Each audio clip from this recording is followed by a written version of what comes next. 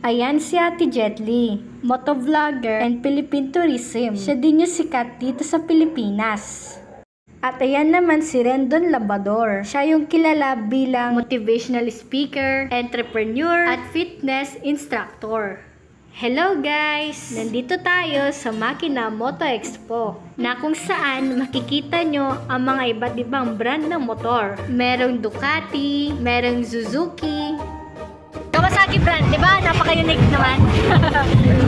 Guys, akala ko motor lang ang meron dito.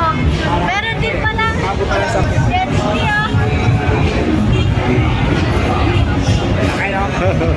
Merong CF Moto. At napaupo ako dito sa big bike. Kasi ang ganda at ang angas. Merong mga helmet, bisect, moto supply. Meron din box na nilalagay sa likod ng motor.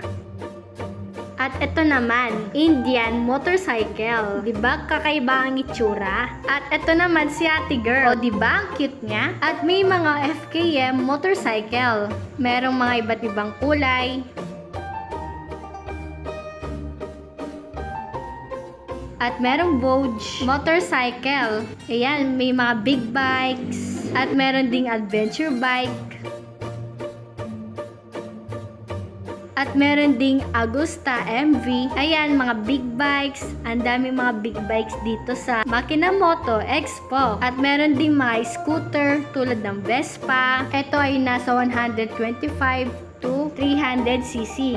Ayan, napakaangas niya. At ang cute-cute niya. Ayun, at may iba't ibang kulay. Okay guys, hanggang dito na lang. Bye-bye!